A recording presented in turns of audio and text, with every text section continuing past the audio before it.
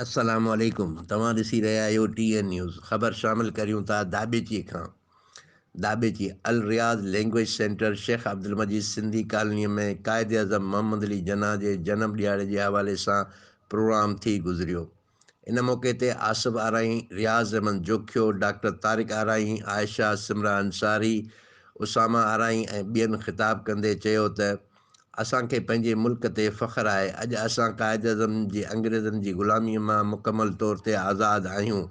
असांखे पंहिंजा वीचार विसारे करे मुल्क लाइ हिकु थियणो पवंदो। इन मौक़े ते अली अब्बास, फरमान जावरी, कमर शहबाज जतोई, यासीन सरवर जोखियो समेत वॾे तइदाद में शागिर्द ऐं शागिर्दानी शिरकत कई। मोहम्मद अली जिन्ना जो कि हमारे लीडर जाएंगे।